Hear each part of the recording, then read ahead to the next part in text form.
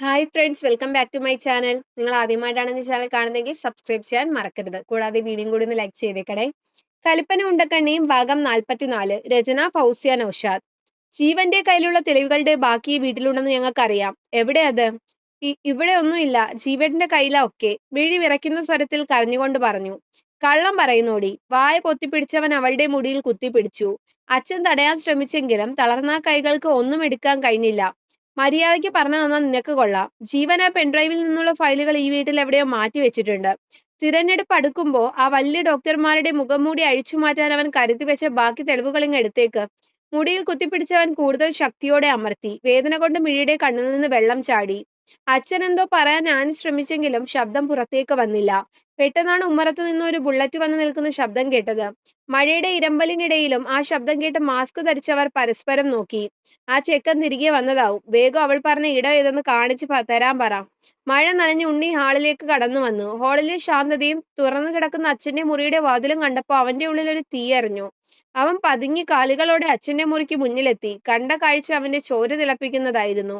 തളർന്നു കിടക്കുന്ന അച്ഛന്റെ കഴുത്തിൽ കത്തിവെച്ച് നിൽക്കുന്നവനും മിഴിയുടെ മുടിയിൽ കുത്തിപ്പിടിച്ച് ഭീഷണിപ്പെടുത്തുന്നവനും.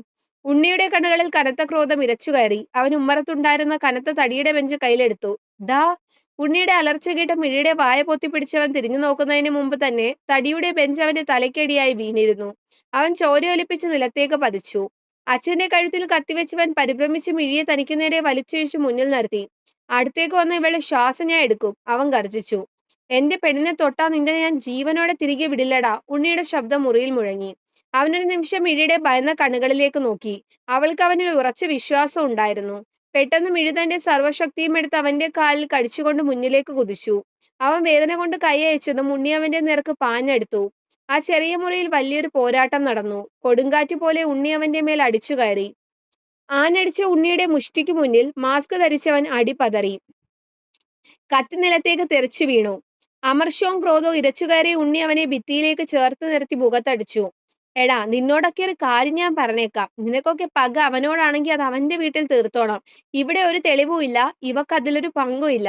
ജീവ ഇവളും തമ്മിലുള്ള അടുപ്പമാണ് ഇനി പ്രശ്നമെങ്കിലും അതും തീർന്നു കഴിഞ്ഞു. ഇനി അവന്റെ പേരും പറഞ്ഞ് ഇവളുടെ പുറകെയോ വീട്ടിലേക്കോ ഒരുത്തന്റെ എങ്കിലും നിഴൽ കണ്ട കാര്യങ്ങൾ ഇങ്ങനെയൊന്നും ആയിരിക്കില്ല അവസാനിക്കുക. പിന്നെ ഇവിടുന്ന് തിരിച്ചിറങ്ങുന്ന നിന്റെയൊക്കെ ശവമായിരിക്കും. ഉണ്ണിയുടെ അലർച്ച കേട്ട് ഭിത്തിയിൽ ചേർന്ന് നിന്നവന്റെ കണ്ണുകളിൽ മരണം കണ്ട ഭയം പടർന്നു. ഉണ്ണി അവന്റെ തലമുടിയിൽ പിടിച്ച് ആനൊരടി കൂടി കൊടുത്തു. അവൻ ചോര ഒലിപ്പിച്ച് നിലത്തേക്ക് വീണു. ഉള്ള ജീവനും കൊണ്ട് രണ്ടുപേരും ഓടി രക്ഷപ്പെട്ടു. അവന്റെ ശ്വാസമെടുപ്പ് കനത്തിരുന്നു. കൈകളിൽ ചോര പടർപ്പ്. മിഴി ഓടി വന്ന് അച്ഛനെ കെട്ടിപ്പിടിച്ചു. അച്ഛന്റെ ഉണങ്ങിയ കണ്ണുകളിൽ നിന്ന് കണ്ണീരൊഴുകുന്നുണ്ടായിരുന്നു. മിഴി, അച്ഛന് വെള്ളം കൊട്. ഉണ്ണി പതറാത്ത സ്വരത്തിൽ പറഞ്ഞു. മിഴി ഓടിച്ചെന്ന് വെള്ളവുമായി വന്നു. വിറയ്ക്കുന്ന കൈകളോടെ അച്ഛനെ കുടിപ്പിച്ചു. അപ്പോഴും അവളുടെ കണ്ണുകൾ നിലത്ത് വീണ് കിടക്കുന്ന ഫോണിലേക്കായിരുന്നു. ഉണ്ണി താഴെ കിടന്ന ഫോൺ എടുത്ത് അക്സെപ്റ്റ് ബട്ടൺ അമർത്തി സ്പീക്കറിലാക്കി. ഉണ്ണി, എന്താ അവിടെ സംഭവിച്ചത്? നീയും മിഴിയും അച്ഛനും ഓക്കെ അല്ലേ? മറുതലയ്ക്കൽ ജീവന്റെ ശബ്ദം വിറയ്ക്കുന്നുണ്ടായിരുന്നു. ഉണ്ണി ദീർഘമായൊന്ന് ശ്വസിച്ചു. ഞങ്ങൾ സുരക്ഷിതരാണ് ജീവ. പക്ഷേ ഈ കളി ഇവിടെ തീരില്ല. നിന്റെ പേരും പറഞ്ഞിട്ട് ഇന്നവർ വീട് വരെ കയറി. ഇന്നവർ അച്ഛന്റെ കഴുത്തിലാണ് കത്തിവെച്ചത്. ഉണ്ണിയുടെ ശബ്ദത്തിൽ ദേഷ്യവും നിയന്ത്രിക്കാനാവാത്ത വിഷമവും നിറഞ്ഞു നിന്നു. ഇനി ഈ വീടിന്റെ പടി കടന്ന് നീ വരരുത് ജീവ.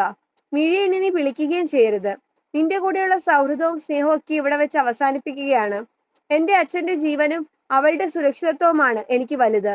മറുതലയ്ക്കൽ ജീവനൊന്നും മിണ്ടാനാവാതെ തറഞ്ഞു നിന്നു. അവന്റെ ഉള്ളിൽ വലിയൊരു കുറ്റബോധവും നൊമ്പരവും ഇരച്ചു കയറി.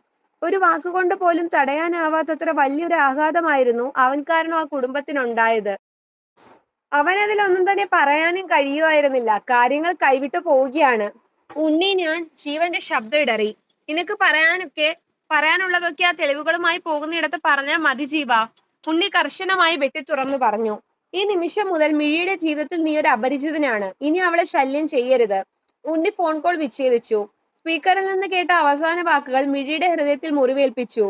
ഉണ്ണിയേട്ടാ. അവള് നിലവിളിയോടെ ഏട്ടനെ കൈകളിൽ പിടിച്ചു. ജീവേട്ടന്റെ തെറ്റുകൊണ്ടല്ലോ ഇതെല്ലാം. അവരെങ്ങനെ ആപത്തിൽ പെടുമ്പോ നമ്മള് മതിമിഴി. ഉണ്ണി ശബ്ദം ഉയർത്തി. ഇന്ന് അച്ഛൻ എന്തെങ്കിലും പറ്റിയിരുന്നെങ്കിലോ? ജീവന്റെ പോരാട്ടം അവന്റെ വഴിയാണ്. നമ്മുടെ ലോകം ഈ കാണുന്ന ചെറിയ വീടും തളർന്നു കിടക്കുന്ന അച്ഛനുമാണ്. ഇനി അവന്റെ പേരും പറഞ്ഞ ഒരു തുള്ളി കണ്ണീര് നിന്റെ കണ്ണിൽ നിന്ന് വീഴരുത്. മിഴി അച്ഛന്റെ മാറിലേക്ക് തലവെച്ച് വിതുമ്പിക്കരഞ്ഞു. അച്ഛൻ വിറയ്ക്കുന്ന കൈകൾ കൊണ്ട് മകളുടെ തലയിൽ തലോടി. പുറത്ത് പേമാരി തിമിർത്ത് പെയ്യുന്നുണ്ടായിരുന്നു. അതേസമയം റോഡരികിൽ കാർ ഒതുക്കുന്നിടത്തി ജീവൻ ഹാൻഡ് റെസ്റ്റിലേക്ക് തലചായ്ച്ചിരുന്നു. മിഴിയുടെ പേടിയുള്ള കണ്ണുകളും ഉണ്ണിയുടെ വാക്കുകൾ അവന്റെ കാതുകളിൽ മുഴങ്ങി. മിഴിയെ ഇനി വിളിക്കില്ലെന്നും അവളുടെ ജീവിതത്തിലേക്ക് ഇനിയൊരു നിഴലായി പോലും കടന്നു ചെല്ലില്ലെന്നും അവൻ മനസ്സിലുറപ്പിച്ചു. പക്ഷെ അനന്യയ്ക്ക് നീതി വാങ്ങാനും ഈ കുടുംബത്തെ വേട്ടയാടുന്നവരെ നിയമത്തിന് മുന്നിൽ എത്തിക്കാനും അവൻ ഇറങ്ങിത്തിരിച്ച വഴിയിൽ ഇനി പിന്നോട്ടില്ലായിരുന്നു. വർദ്ധിച്ച വീര്യത്തോടെ അവൻ കാറിൻ എഞ്ചിൻ സ്റ്റാർട്ട് ചെയ്തു. മഴ കനത്തു പെയ്യുന്ന തെരുവിലൂടെ കാർ മുന്നോട്ട് കുതിച്ചു. തനിക്ക് ഏറ്റവും വിശ്വസ്തനായ അഡ്വക്കേറ്റ് മാധവൻ സാറിനെ കാണാൻ ജീവൻ തീരുമാനിക്കുകയായിരുന്നു. മിഴിയുടെയും അവളുടെ കുടുംബത്തിന്റെയും മേൽ വീണ ഭയത്തിന്റെ നിഴൽ എന്നേക്കുമായി തുടച്ചു നീക്കണമെങ്കിൽ ഈ തെളിവുകൾ കൃത്യമായ രീതിയിൽ കോടതിക്ക് മുന്നിൽ എത്തിക്കണം. കാറിന്റെ സ്പീഡോമീറ്റർ മുകളിലേക്ക് കയറി. അതേസമയം വീട്ടിൽ കരഞ്ഞു തളർന്ന മിഴിയെ ഉണ്ണി പതിയെ തട്ടി വിളിച്ചു. മിഴി, അച്ഛന് മരുന്ന് കൊടുക്കാൻ സമയമായി, കരച്ചിൽ നിർത്ത്. അവള് പതുക്കെ കണ്ണുകൾ തുടച്ച് എഴുന്നേറ്റു. ജീവേടൻ ഇനി തങ്ങളുടെ ജീവിതത്തിലേക്ക് തിരികെ വരില്ലെന്ന സത്യം അവളുടെ നെഞ്ചിൽ കനലായി എരിയുന്നുണ്ടായിരുന്നു. എങ്കിലും ഉണ്ണിയേട്ടൻ പറഞ്ഞതിലും ന്യായമുണ്ടെന്ന് അവൾക്ക് അറിയാമായിരുന്നു.